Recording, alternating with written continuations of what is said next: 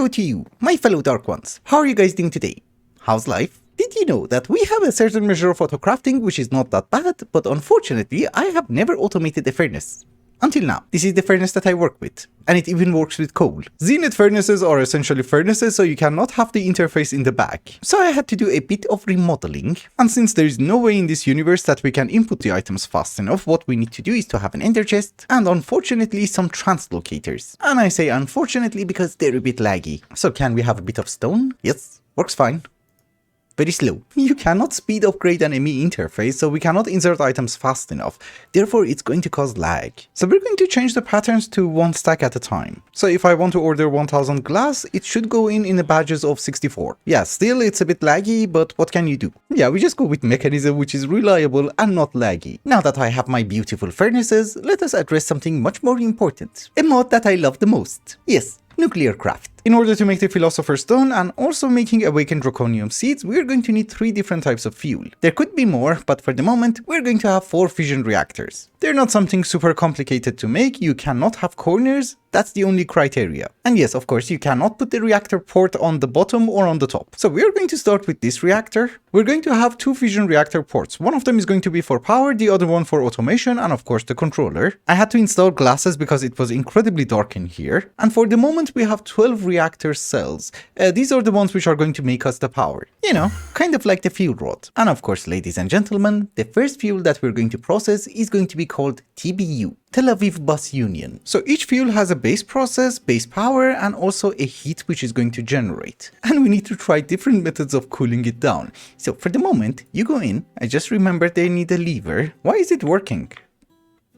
Anyways, that is not very important. The important thing is we need to cool it down. Cryotium cooler, cooling rate 800. Must be adjacent to at least 2 reactor cells. Actually, let's make like 100 coolers. We're going to need a lot. Although for TBU it doesn't really matter. It's not going to get that hot. But we have reduce the heat to minus 3000 degrees. Although one thing that I don't mind is that I really want it to work faster. We're going to have some blocks of graphite that's gonna increase the reactivity. Also, you might notice that we are not really doing this for power, even though it's actually not a bad amount of power. We're mainly doing this for the byproduct, so we want it to burn faster. Also, by adding the graphites, the heat went up, so we're going to need more coolers. Inderium and cryotium are the best. They don't have that many criterias, but we can have some inderium on the corners like so, but we can only have them on the corners, and the heat is again very good. We have to play around until we reach a decent speed. And since this is the first tier, we need a lot of it. So we need it to burn really fast. So what if we add more reactor cells? Redstone cooler, cooling rate 160, must be adjacent to at least 1 reactor cell. That is going to be easy. Minus 4000. We can make it go way faster. Bit of a weird thing, I have been playing around with this and we are generating 2 million RF per tick. Almost. Maybe I shouldn't hate the mod that much. But in any case, this is what we're looking for. Depleted TBU fuel. It's going to give us uranium 233, 235, and Neptunium 236 and 237. But here's the thing, we cannot do everything manually on our own, we need to start automating this, and for that we're going to have an independent ME system. You know, like Kappa mode. So let me try to get a few controllers and I'll be right back. We have 10 clusters, we should be able to make 5 controllers. I think that's how it works. Now, I gave you a pattern for that. Okay, I have done a few things. First off, we have an ender chest over here, and we're exporting thorium into that. We're inserting the thorium into an isotope separator, we get the fuels that we want, and by fuel, I mean the TBU fuel. A sequential fabricator is crafting it, and it's putting it inside the fission reactor. Also, this is garbage. We just throw it away. And I have a trash can for that. But now that we have the depleted fuel, we need to reprocess it. So I guess we put you over here for now. Amazing. Neptunium and uranium. This does take care of a few isotopes that we're going to need, but we need one more isotope of uranium. Uranium 238. Again, I do have an ender chest, we have a new isotope separator, and I'm also making uranium seeds over there. But our digital miner gathered us around 4000, so we should be fine for the moment. What we want to craft now is going to be called LEU 233. So we need the uranium 233 and the 238. We're just gonna make a few filters, that's it. That should be the fuel that I want.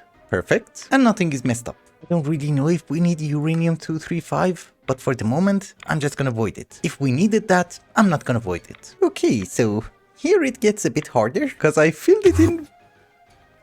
Whoop, I fell into the void. I mean, we don't really have that many reactor cells, but the heat is crazy. And it's also not that fast. So what if we add more cells? Like so. Oh, it's actually still going good. We add more. not very good. But it's not that horrifying because we can add more of these. Now we're good. And the speed is also fine. We have TPU, we have LEU, and we have also depleted that. That is amazing. So you're extracting on light gray. We're going to insert on light gray. Lovely. I'm sorry, it has to be symmetrical, so I'm doing the rest over here. LEU has to go inside another fuel reprocessor, and it gives us a ton of plutonium. I like plutonium. It comes from my favorite planet, Pluto. No, probably not. But now the fuel that we want to make is called HEP-241. This guy over here, plutonium-241 and 242. The oxide thing doesn't really matter. These are achievements. So this is where it gets a bit difficult because this is a heavy fuel and, well, it's really hot. Therefore, it's going to be very slow, but it makes 1.5 million RF. The reason that the production of HEP-241 is incredibly slow is because of this guy, the TBU reactor. We're not getting uranium from it fast enough. So what if we add more cells? Well, it's going fine. Where am I? I mean, with the cryotium cooler, you can just spam cells. We have 49 cells. Well, I'm not going to have any more space to place down blocks, but with 65 cells, I'm good. Just to refresh your memory, TBU, LEU, HEP, the waste is going to give us some curium, and curium is going to give us LECM-247, which goes inside another reactor, obviously. And that, ladies and gentlemen, is the important part. Almost. So heat is plus 10,000. Awesome. But we're going to have our cheaty coolers, so it's gonna be fine. We need more coolers. I think I made 200 of them, and we're out. I mean, the other coolers are just a waste of time. We just go with cryotium. Although, on second thought, this is not going to be a fuel that we're going to get incredibly fast, so it doesn't really matter. And the reason that it's not very important is that we need a few pieces of HECF-251 fuel. After it being oxidized, we can make the Philosopher's Stone. And we just need like 4. So yeah, it doesn't really have to be the fastest thing in the universe. Anywho, this is not the final step, there is one more step. This is going to give us something called curium, the depleted fuel. We need to convert it into californium, and there is also one more fuel in Mythic mode called LEA-242, which does require something called americium, and I think you get it from plutonium. I mean, you can get it from plutonium. So we have americium-243, we need the 242, yes. This guy, it literally comes from everything that we don't have. Aha, so I think I have found it. It comes from LEP-241, which is just plutonium, 242 and 241, which I thought we're getting them. Oh yeah, we are getting them, but we are also consuming them. It also comes from neptunium, and yes, we're getting both of them.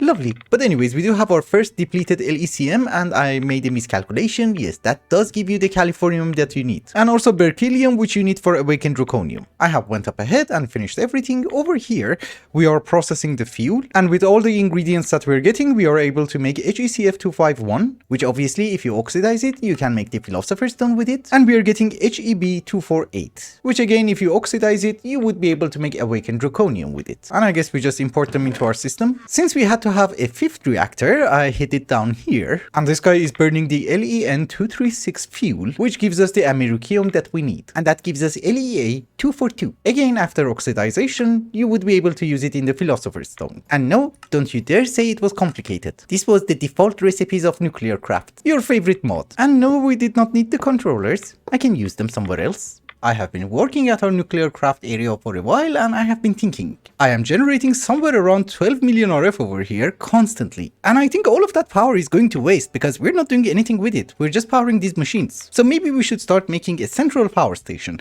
At first I thought we were going to go with the induction matrix from Mechanism. The problem is that it does require a stupendous amount of alloys, capacitors, transistors, and things that are rare for us. Quantum flux is also not a very bad idea. The problem is that we're missing something very important, the ender crystal. I don't have elven quartz, hence I cannot have quartz seeds, hence I cannot make these. It has been a bit of a problem, but we will address that very soon. So I have been checking, and it does seem that draconic evolution is our best option. Cause yeah, it does require a few cores, but you just need one wyvern core and maybe a few draconic cores. I mean, with like 10 circuits, we should be good to go. Yeah, you see? Wyvern core and one draconic core actually gives you 2 pylons. And I just realized you can even craft draconium blocks. You don't need a factorizer. We cannot go with a tier 8, but we should be able to go with a tier 7, which holds 8 trillion RF. It has been 10 episodes. I haven't fixed that. Does it bother you? Good. Just look how beautiful it is. And remember, that's going to be there until the end of the series. So we shall have our 2 pylons, we shall have the energy core, and since we have 360,000 draconium, we don't really care. We shall assemble it. Oh, it's redstone too, right? I have not done this in a while, I don't remember. Tier up. Advanced stabilizers required. What is a stabilizer? Oh, the ring thingy. That thing. It's fine, it's still very cheap. Okay, we have 2 stabilizers. Correction, we have one, here is the second one, and the stabilizers are invalid. We need 4, right? Why does it say stabilizers invalid? You haven't assembled anything yet? That could be one of the reasons. Oh, you actually have to choose the core. My bad. Assemble it. I'm hoping I have enough blocks. Apparently I don't. Yes, finally we have enough. So beautiful. It's purple. Activate. Also, I do have a feeling that we should be able to put the pylon over there, you know, like so. And since it's in the northern hemisphere, the glass goes on the bottom. And yes, we're getting power. In that case, we should be able to have both of them. 10 million RF. Also, for extracting that power, we're going to need one more pylon, which goes on the top, and we turn you into output. Let's activate it again. And of course, that power goes into a trash can. Do you know why? It's okay. I'll give you a hint. I'm happy with the solar panels. They're even purple. Since we are moving towards the Philosopher's Stone, there are a few more things that we need to do. Embers. From the recipe of the Philosopher's Stone, you might notice that a few things are gated behind Botania. And well, this is the recipe of the terrestrial agglomeration plate.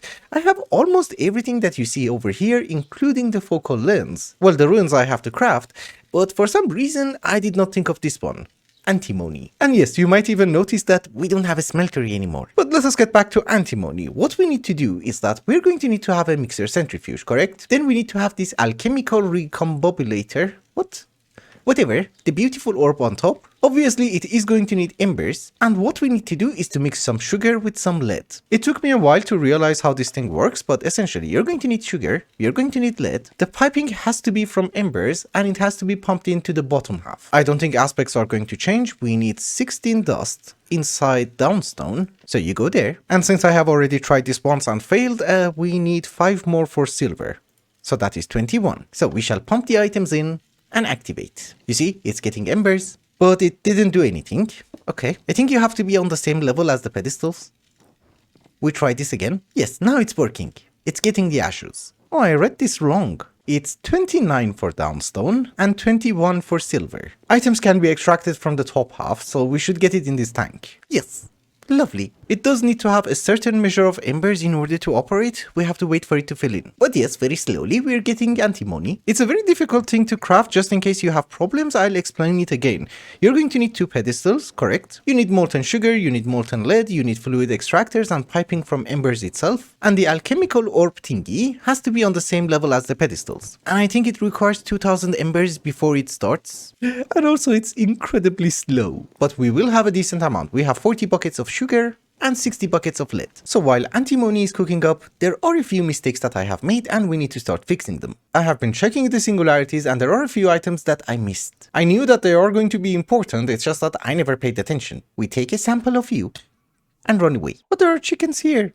Okay, you come with me. I used to fly so far away for no reason. Also, I'm sure there is a spawner. Yes. So what we need is going to be a crazy amount of pink slime. Spiders will do. Why did I get an egg? Yes, spiders were the worst idea ever. I kind of forgot that they can climb everything. Also, yes, we do have a leak. Sometimes mobs are falling. But that is fine. We're going to fix it. Don't you worry. Yeah, if we have just a few blocks down here, they should not spawn. The only issue that I have is that I'm not getting pink slime fast enough and that makes me angry. Okay, we seem to be operational. The filtering system seems to work and we are getting a decent number of mobs. I also decided to add more slaughter factories so that they would be able to keep up. And this is the rate that we're getting pink slime. It's not that bad, but you should remember I need 180,000 buckets.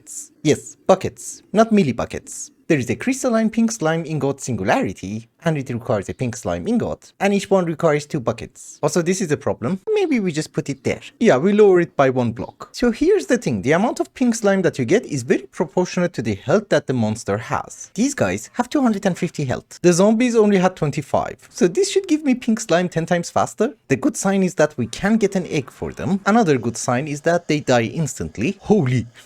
Oh my goodness.